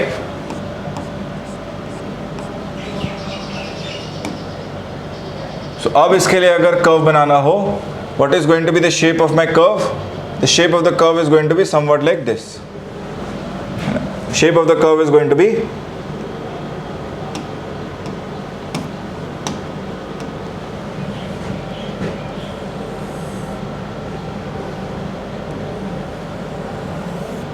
somewhat like this. ठीक है, मतलब राइट की ओर मूव कर गया है. The curve is actually moved towards right a bit. So D से लेके D1 की ओर कर्व शिफ्ट कर गया है. So this can be my curve for a normal good. Example लेना हो normal good का, देखिए majority of the goods that you consume on a day to day basis, they will fall under normal goods category. मतलब जितने भी food items आप consume कर रहे हैं, है ना, जैसे for example आप consume कर रहे हैं chocolates, right? You are consuming let's say sugar at your house. So these goods they will basically fall under the category of normal goods only. लेकिन जैसे आपके घर में घी है ना, सो हमारे पास अलग अलग वैरायटी होती है ऑयल्स जो हम यूज़ करते हैं अपने घर में, right. We use different types of oils. No, आप देखेंगे जनरली जब इनकम लेवल्स लो रहते हैं हाउस होल्ड के, डालडा कंज्यूम किया जा रहा है, फिर डालडा से रिफाइंड की ओर जा रहे हैं, फिर रिफाइंड से we move towards let's say sunflower oil, and then we may move towards let's say olive oil, or let's say even ghee, है ना. तो देख रहे हो यार कैसे ट्रांजिशन हो रहा है कि भैया वनस्पति से लेके हम कहाँ तक जा रहे हैं। अब इसमें आप कह सकते हैं कि भाई ये इन्फीरियर है और ये अपने आप में, जैसे मान लीजिए घी है, ये अपने आप में क्या है, ये नॉर्मल गुड है। जैसे जैसे इनकम बढ़ेगी वैसे वैसे ऑटोमेटिकली इसका कंजम्पशन बढ़ेगा। So as income levels increase consumption increases for ghee, but इसके केस में क्या है, जैसे जैसे इनकम बढ़ेगी वैसे वैसे कंजम्पशन घटेगा। तो डालडा यहाँ पे क्या हो गया, ये अपने आप में this is going to be an example of inferior good, whereas this is going to be an example of a normal good in this case। ठीक है, so ये है हमारे पास classification of goods on the basis of income। next let me take you to Giffen goods। so जो next है वो है हमारे पास Giffen goods। Giffen goods they are an exception to law of demand and they defy standard economic and consumer demand theory। ठीक है, तो इसको बात को याद रखना है कि ये भी अपने आप में एक्सेप्शन है, they are an exception to law of demand. और ये जो हमारी कंज्यूमर डिमांड थ्योरी है, जो standard economic consumer demand theory है, उसको भी डिफाई कर जाएगा। मतलब कहने का क्या कि जो हमने कहा था कि demand of commodity X is inversely related to price of X, इसी को डिफाई कर जाएगा, इसी को फॉलो नहीं करेगा, है ना, कि मतलब प्राइसेस बढ़ रहे हैं फिर भी डिमांड कमोडिटी का बढ़ेगा। सो ये क्या है, these commodities they were categorized by an economist called Giffen and he categorized these goods, he studied these goods and he said these are going to be more like low income non luxury goods। ये क्या है, ये अपने आप में low income non luxury goods के रूप में दिखेंगी। Low income non luxury goods, आप डिफरेंस समझ रहे होंगे comparison to Veblen goods. Veblen में लग्जरी थी, है ना, दे वर लग्जरी गुड्स। यहाँ पर क्या है, these are non luxury goods. So Veblen वाले गुड्स यहाँ नहीं आ सकते, पॉइंट ही नहीं है, आ ही नहीं सकते, वहाँ पर स्टेटस सिंबल के रूप में देखा जा रहा है। यहाँ पर क्या है, ये low income non luxury goods, मतलब इन्हें हर कोई कंज्यूम कर रहा है, everybody moreover is consuming them and they are not associated to you can say luxury or a status symbol, these are non luxury goods। so when Giffen was studying them, he said what happens for these goods is that there is some kind of urgency or there is some kind of fear operating in the mind of consumer, because of which the consumer tends to purchase more and more amount of it despite increase in prices, है ना। और उन्होंने जो case site किया था वो था the case of Irish famines, where people in Ireland in those famine times, what they did is that there are two things that majorly that were consumed by the people there। so one was potato, the other one was pork, right। so the price increase in potatoes was much higher, मतलब rate of increase in prices is much higher, still the quantity demanded for potatoes is increasing at a faster pace compared to the quantity demanded for pork in itself, है ना। सो अगर दोनों curves के लिए demand बनाए हैं, है ना, पोटैटोज़ के लिए और पोर्क के लिए, तो हमें क्या देखने को मिल रहा था कि जो डिमांड रेट है, डिमांड किस रूप से बढ़ रही है, तो वो डिमांड हमें पोटैटोज़ के लिए बहुत तेज़ी से बढ़ता हुआ दिख रहा है, even compare to that of pork in itself. So what we can deduce from that example is that during famine times people are so much in fear that they may not be able to consume the commodity, they may not get access to the commodity, and despite increase in prices they prefer to buy more and more। कि लोग इतना डर गए हैं, उनको लग रहा है कि कल शायद मिले ही ना, आने वाले समय में मिले ही ना फ्यूचर में, और इसीलिए वो और ख़रीदते चले जा रहे हैं, है ना, जबकि प्राइसेस बढ़ रहे हैं। सो ये एग्जाम्पल जो है ना, दिस फिट्स परफेक्टली। और जनरली आपको गिफिन गुड्स के एग्जाम्पल में you will find goods like water for that matter, है ना, पानी जैसी कमोडिटी। अब पानी हर किसी के लिए बेसिक एक नीड है डे टू डे बेसिस पे, लेकिन मतलब despite being available in normal circumstances, despite being for I mean coming at a nominal cost, है ना, पानी एक ऐसी चीज़ है जो अपने आप में गिफिन गुड बन जाएगी। कब बनेगी, जब एक एक्सट्रीम नेचुरल कैलामिटी आ जाए, जैसे लैंडस्लाइड्स आ गए, फ्लड्स आ गए, राइट। ऐसे में क्या है, लोगों को पानी नहीं मिल पा रहा है, सो वो फियर ऑपरेट करेगा, and when that fear operates in the minds of the consumer, even though a normal person may drink let's say 4 to 5 liters of water in a day, but still a person would be ready to buy even 20 liters 30 liters at a much higher price. मतलब 1 litre जो है पानी की बोतल आएगी मान लीजिए 15-20 रुपए की, बट फिर भी कंज्यूमर जो है वो 100 150 500 देने तक को तैयार हो जाएगा फ्लड के टाइम पीरियड पर, इस बात को ध्यान में रखते हुए कि भैया कल शायद पानी ना मिले, है ना। तो रास्ते में जहाँ पर भी जो भी मिल पा रहा है, जैसे भी एक्सेस मिल पा रहा है, वो ज़्यादा पे करके ज़्यादा कंज्यूम करने को, ज़्यादा खरीदने को तैयार हो जा रहा है, ठीक है। तो आप समझिए कि यहाँ पर कुछ ना कुछ एक्सट्रीम सिचुएशन ज़रूर होगी, एक्सट्रीम इकोनॉमिक कंडीशन होगी।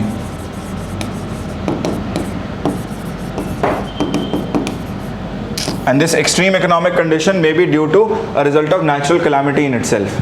जैसे फ्लड्स के केस में हमें देखने को मिल जाता है, अर्थक्वेक्स के केस में देखने को मिल जाता है कि भाई लोग बच गए, अब बच गए लेकिन खाने पीने को कुछ नहीं है, डिस्टेंट एरिया है, प्रोवाइड नहीं कर पा रहे हैं रिलीफ, है ना। तो ऐसे में जो भी कुछ फूड सप्लाईज होगी एकदम एक्यूट शॉर्टेज में चला गया, है ना। तो प्रॉब्लम हो रहा है, जो भी कुछ मिल पा रहा है उसके प्राइसेस बहुत तेज़ी से बढ़ गए। जैसे उत्तराखंड फ्लड्स के टाइम पर, है ना, people were basically buying water for 500 rupees a water bottle, ठीक है। तो ये हमारा बिल्कुल फिट बैठेगा in the category of gift goods. Okay, so let's try and draw curve for this. इसके लिए कर्व बनाने की कोशिश करते हैं। How is the curve going to look like for gift goods.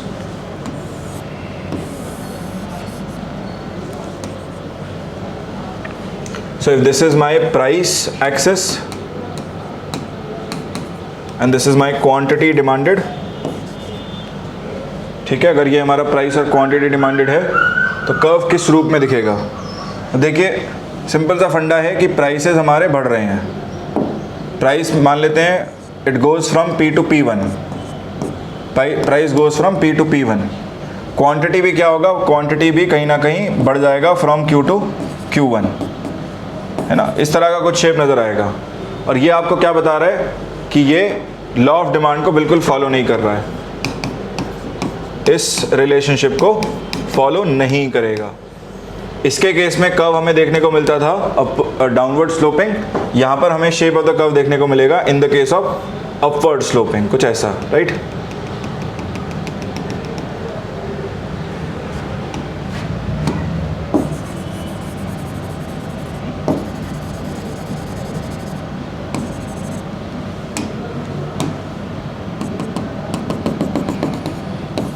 Q1 sorry Q ले लें इसे,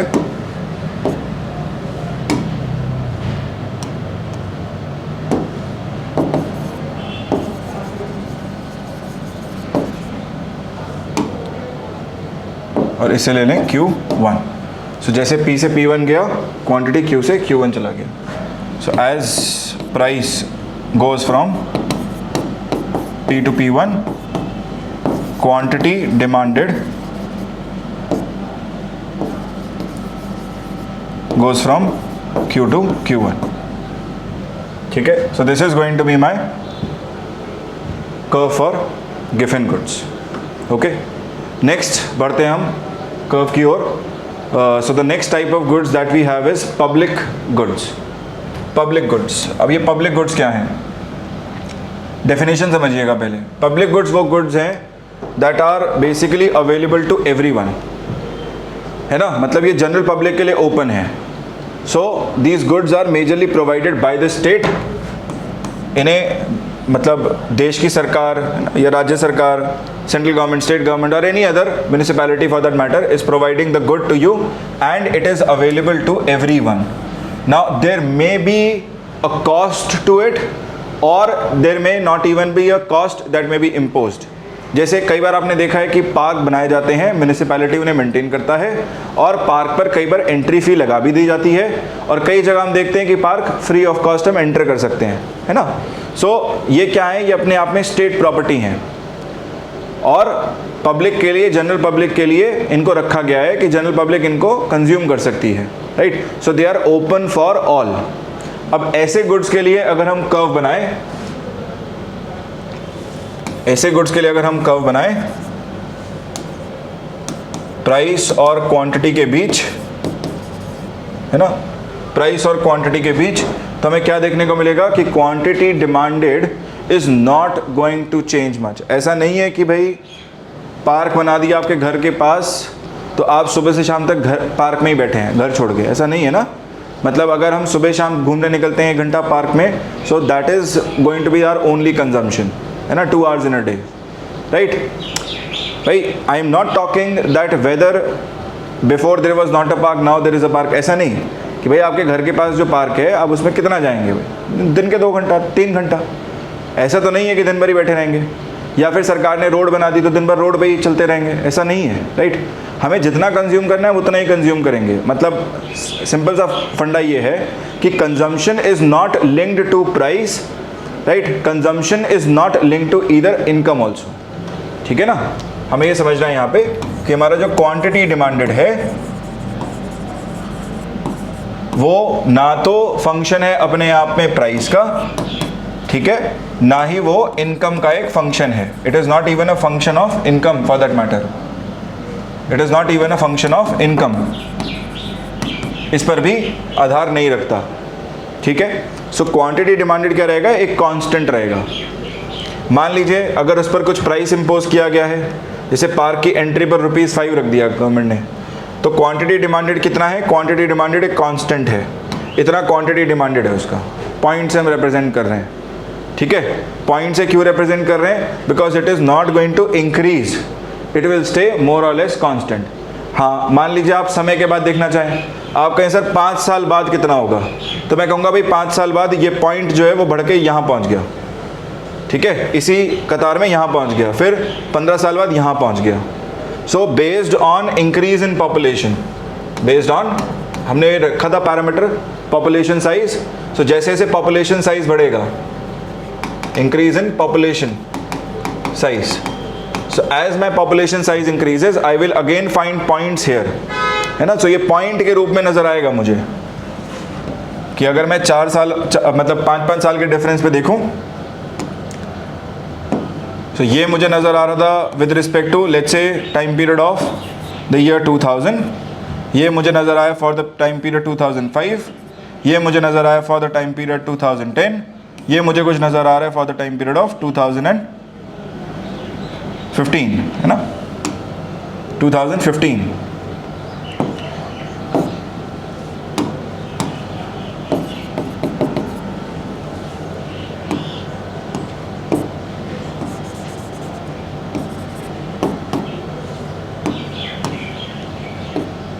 कुछ ऐसे I've drawn these lines just to indicate कि ये पॉइंट्स के फॉर्म में होगा, ठीक है, वो लंबा लाइन नहीं है, पॉइंट्स के फॉर्म में हम इसे डिपिक्ट करेंगे, ओके।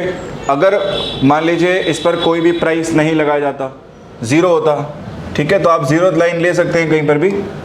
मान लीजिए मैं इसको 0 यहाँ पर ले लेता हूँ, सिर्फ this is my 0 and there is no price impose. जैसे कई बार फुटपाथ बनाया तो फुटपाथ पे चलने का कोई दाम नहीं ले रहा है, ठीक है ना। सो उसको कैसे डिपिक्ट करेंगे, I can depict it on this line only, कि भैया ये लाइन पे पॉइंट्स बना के दिखा सकता हूँ कि समय के साथ जैसे जैसे पॉपुलेशन बढ़ेगा वैसे वैसे number of people using the footpath will increase, but at a point in time it will be represented through a point. मतलब किसी एक समय में ये एक पॉइंट के थ्रू डिनोट किया जाएगा, लेकिन अगर आप समय को ही आगे लेके जाएंगे तो पॉइंट आपको आगे की ओर बढ़ते हुए नजर आएगा, ठीक है। सो ये है हमारे पब्लिक गुड्स। नेक्स्ट आते हैं, next let me take you to the concept of free goods. Next है free goods. Free goods, so what are free goods. देखिए फ्री गुड्स वो गुड्स हैं जिनके लिए कंज्यूमर को कोई भी दाम नहीं देना, right. So goods which are consumed by the consumer without paying any kind of price, they are called as free goods. So they are consumed without paying any kind of price, जैसे कि air हो गया, sunlight हो गया, इनके लिए हम कोई दाम नहीं पे करते। सो इसके लिए भी quantity demanded is not going to be a function of, it is not a function of either income or it is not even a function of price in itself। Price का तो सवाल ही नहीं होता, क्योंकि प्राइस लगता ही नहीं है ना। सूरज निकला है, धूप है, सो हम उसे कंज्यूम कर सकते हैं सनलाइट को, हवा है चारों तरफ तो कंज्यूम कर सकते हैं, ठीक है। सो अगर इसके लिए हम कर्व बनाने जाएं, if I draw a curve for this, what is going to be the shape of the curve? This is this price and quantity demanded.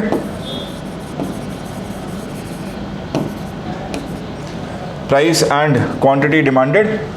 Then what is going to be the shape? अब price पर based ही नहीं है, मतलब price तो negligible है, zero, कोई price नहीं. क्वांटिटी डिमांडेड क्या होगा? क्वांटिटी डिमांडेड भी अपने आप में कांस्टेंट के रूप में नजर आएगा, है ना. ऐसा नहीं है कि भाई धूप निकली है तो दिन भर बाहर ही बैठ जाएंगे, है ना. ऐसा तो नहीं है कि दिन भर ही कंज्यूम करते हैं. हवा निकली, हवा चल रही है तो बाहर जाके खड़े हो जाएंगे कि भैया ज़्यादा हवा ले लें, ज़्यादा सांस लें. ऐसा नहीं है. जो ले रहे हैं, जिस रेट पे ले रहे हैं वैसे ही लेंगे. ठीक है. सो समझना है बात को कि ये फंक्शन नहीं है. This is not a function of income, this is not a function of price, and thereby quantity demanded remains constant in itself. ठीक है. तो कैसे रिप्रेजेंट करेंगे? सिंपली इसे पॉइंट से रिप्रेजेंट करेंगे. एक्स एक्सिस पर, मतलब जीरोथ एक्सिस पर कहीं पर भी एक पॉइंट से रिप्रेजेंट कर देंगे, and this point in itself represents our quantity demanded. Simple. ठीक है. ये है हमारा फ्री गुड्स. नेक्स्ट आते हैं हम. नेक्स्ट है हमारे पास necessity goods. Necessity goods are simply those goods and services that consumer is going to buy no matter whether the price is increase और डिक्रीज. मतलब कि प्राइस बढ़ेगा तो भी उतना ही कंज्यूम करेगा. क्वांटिटी डिमांडेड, क्वांटिटी डिमांडेड अगर x है तो सेम रहेगा. प्राइस घटेगा तो भी उतना ही खरीदेगा, x ही खरीदेगा, है ना. This is not going to change, it remains more और लेस द सेम, है ना. जैसे कि for example salt, for example medicine.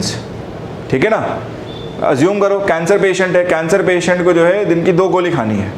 वैसा तो नहीं है कि दाम घट गया तो ज़्यादा खरीद लें, है ना, ज़्यादा खिला दें उसे. ऐसा नहीं है. दाम बढ़ जाएगा तो भी 2 ही खानी है, तो भी उतनी खरीदनी है. सिंपल सी बात, राइट. सॉल्ट, ऐसा नहीं है कि दाम घट जाएगा तो नमक की सब्जी बना देंगे, उसका ही खा लेंगे, राइट. या फिर अगर दाम जो है वो बढ़ जाएगा तो नमक ही खत्म कर देंगे खाने में से. सो डिमांड जो है, क्वांटिटी डिमांडेड जो है, it is going to remain more और लेस अ कांस्टेंट. ऐसे गुड्स जिनका क्वांटिटी डिमांडेड कांस्टेंट रहे with respect to price, with respect to income, है ना. इनकम का भी फंक्शन नहीं है, माइंड यू. ऐसा नहीं है कि इनकम बढ़ेगा तो भैया तुम ज़्यादा नमक खा लोगे, नहीं, सेम ही खाओगे. इनकम घट जाएगा तो कम खाओगे, सेम ही खाओगे यार, है ना. सो इनकम के रिस्पेक्ट में भी क्वांटिटी डिमांडेड कांस्टेंट है. ऐसे गुड्स को हम क्या कहेंगे? These are my necessity goods. ठीक है. Try and draw a curve for this. कोशिश करिएगा अपने आप से इसके लिए कर्व बनाने की, है ना. और कमेंट सेक्शन में मुझे बताइएगा कि आपको क्या शेप मिल रहा है. If you draw a curve between price and quantity demanded, क्या मिल रहा है? डॉट मिल रहा है ना. क्या शेप क्या मिल रहा है वो बताइएगा.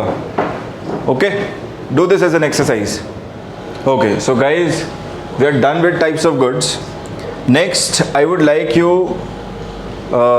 to help you understand something in the form of shift in demand curve, है ना. आपको अगर याद हो तो हमने क्या किया था?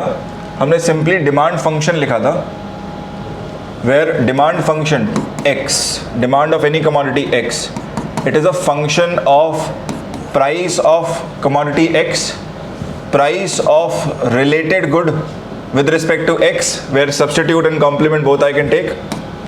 Then income of the consumer I took. Then I took taste and preferences, choices and trends. Then I took population size P naught, and I took distribution of income D, है ना. यहाँ से हमारी कहानी शुरू हुई थी, अगर आपको याद हो. और in this I tried to basically help you understand how changes in price can impact demand of commodity X. किस रूप से prices demand को impact कर सकते हैं, है ना. और हमने ये सारे factors constant माने थे. अभी थोड़ा सा सिनेरियो चेंज कर रहे हैं ना. I want to change the scenario a bit. What I want to understand now is how do these parameters impact demand.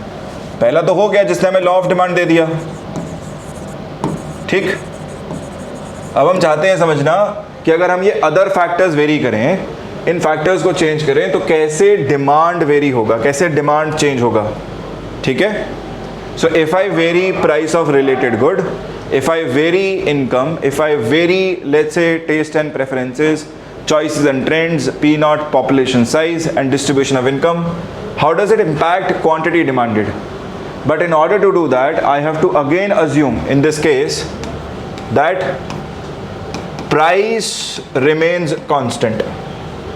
So अब मैं क्या assume करूँगा कि price of commodity X shall remain constant. अगर ये सिनेरियो है कि price constant है ना, तब मैं इन पैरामीटर्स को वेरी करके डिमांड निकालने की कोशिश करूंगा. ठीक है, तो आप मेरे साथ रहिएगा, समझिएगा. Okay, let's try and do this. So I simply make my two axis.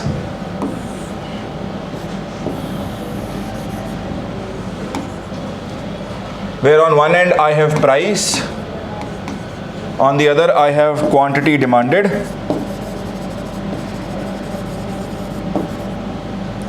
And from my knowledge of law of demand, I know that demand of any commodity X is inversely related to price of X. इतनी बात हमें पता है. ठीक है, इसी को हमने यूज़ किया, ग्राफ पर डिपिक्ट किया.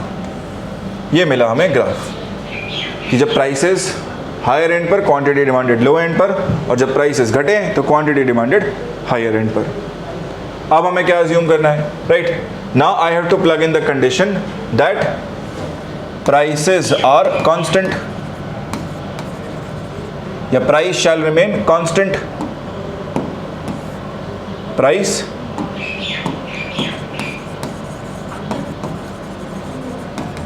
शैल रिमेन कांस्टेंट. ठीक है, सो हमने कांस्टेंट प्राइस अज्यूम किया. And let me take the constant price to be P. Now I extend this. मैंने इसे extend किया.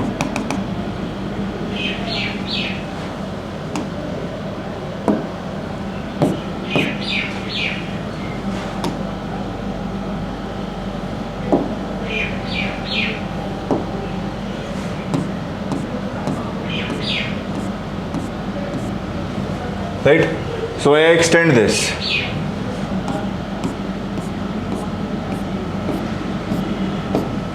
जहां पर भी एक क्वांटिटी एक्सिस को कट किया, I mark it as my Q. I mark it as Q. So this is my constant price, right? Now what I do is I plug in different parameters. मैं क्या करता हूं, मैं ये other factors जो थे, जो भी अदर फैक्टर्स थे, अदर फैक्टर्स जैसे कि price of related good, income, then I had taste and preferences, choices and trends, then my population size and distribution of income. So I vary all of them. मैं इन सबको change करता हूँ, very करता हूँ. अब जैसे मैं इनको वेरी करूँगा क्या होगा? There are two things that may happen. By varying them, either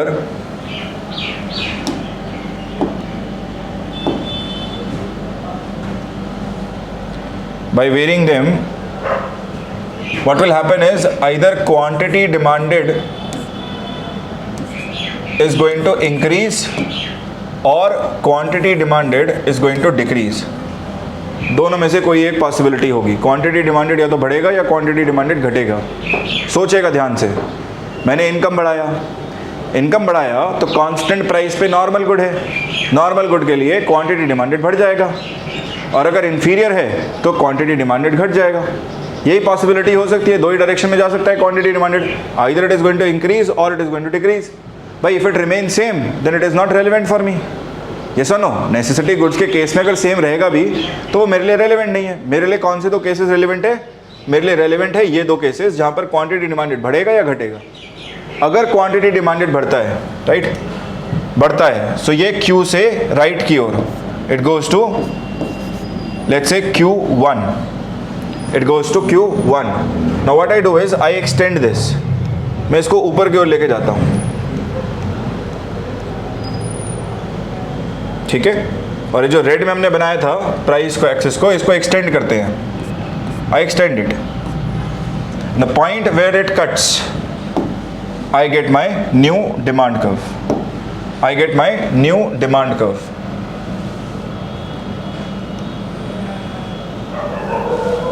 I get my new demand curve.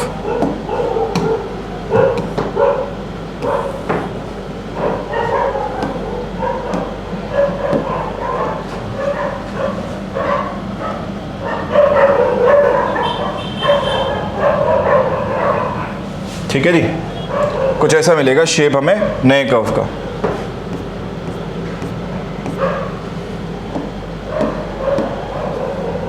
So I have taken 2 shades of blue so that you understand कि डिमांड कर्व कैसे vary कर रहा है, ठीक है।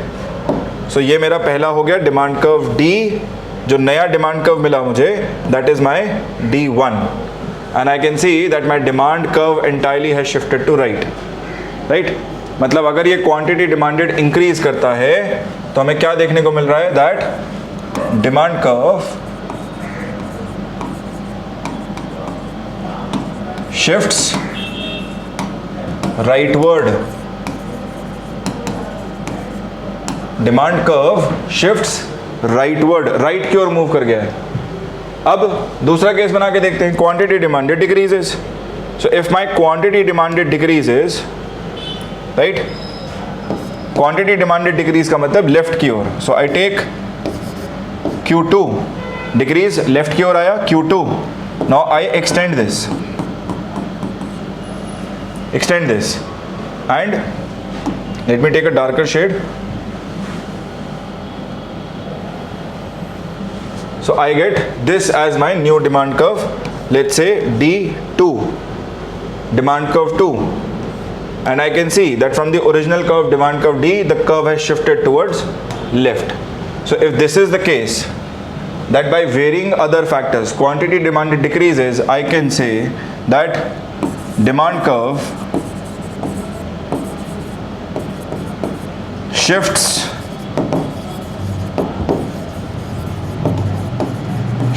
leftward, demand curve shifts leftward, ठीक है। इसी को हम कहते हैं shift in the curve, shift in the curve, है ना। जहां हमने लॉ ऑफ डिमांड बनाया था single line, that was movement along the curve.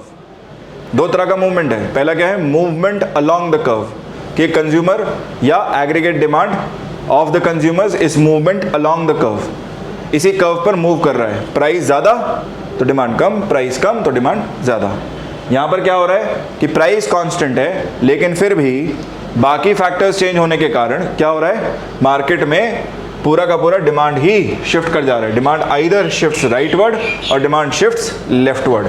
This is called as shift in demand curve. Okay, so ये दो तरह के मूवमेंट्स आपको याद रखने हैं। पहला क्या, मूवमेंट अलोंग द कर्व, दूसरा शिफ्ट इन द कर्व, ठीक है।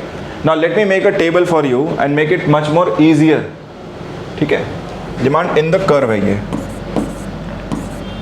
Demand in the curve. So guys we know how demand curve basically shifts, है ना, इतना तो हमें समझ में आ गया। हाँ, डिमांड कर्व शिफ्ट कर रहा है तो डिमांड कर्व राइट की ओर जा रहा है या फिर लेफ्ट की ओर आ रहा है ना, जैसे कर्व में आपको यहाँ पर भी दिख रहा है। But we still need to make a table and understand that when will this demand curve, when will the quantity demanded increase और decrease based on different parameters, ठीक है। सो मैं लेता हूँ एक तरफ अदर फैक्टर्स, ठीक है, वेरिएशन, इंक्रीज है डिक्रीज है, और फिर quantity demanded. So I take my first factor as, my first other factor as related good. So related good के केस में I take the case of substitute goods. Substitute goods में अगर हमें देखने को मिल रहा है that prices of substitute are increasing, prices of substitute is increasing, so क्या होगा, quantity demanded of the good will basically increase out, है ना। आप एग्जाम्पल से भी याद कर सकते हैं कि भाई अगर ओला के दाम बढ़ेंगे तो ऊबर की डिमांड अपने आप बढ़ती चली जाएगी, है ना, और अगर घटेंगे तो if prices start decreasing then quantity demanded for the substitute good will automatically decrease out, क्योंकि ओरिजिनल गुड की तरफ जाएगा। अगर यही हमारे पास कॉम्प्लीमेंट्री हो, if this is my complementary good, then opposite case will be true। Complementary good के case में अगर प्राइस बढ़ेगा then quantity demanded is going to decrease out, and if prices decrease then quantity demand is also going to increase. यहाँ पर आप example याद रख सकते हैं ब्रेड बटर का, ठीक है, यहाँ पर आप याद रख सकते हैं ओला उबर, वहाँ से डिड्यूस कर सकते हैं, यहाँ पर आप यूज़ कर सकते हैं ब्रेड एंड बटर का, ठीक है। सिमिलरली सेकेंड हम ले सकते हैं parameter income. So as income increases Y increases, quantity demanded increases, है ना। मेरा नॉर्मल गुड है, नॉर्मल गुड है, ठीक है। अगर यहीं पर क्वांटिटी डिमांडेड डिक्रीज हो जाता तो ये मेरा इन्फीरियर हो जाता, this would be my inferior good, that is also true, ठीक है। Similarly you can take the case of population size, P naught, population size, which is my P naught. So if population size increases, quantity demanded increases, and as population size decreases, my quantity demanded also decreases. ऐसे ही similarly आप fourth parameter भी ले सकते हैं,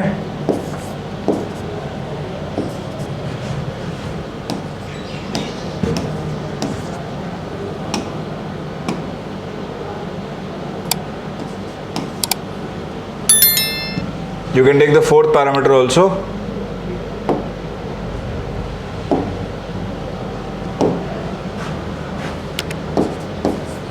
Fourth parameter you can take as distribution of income.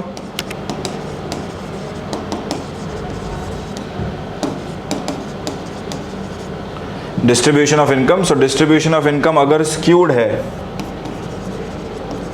तो quantity demanded लो रहेगा, और अगर skewed नहीं है, यूनिफॉर्म है इनकम का distribution, if it is uniform then quantity demanded remains higher, ठीक है।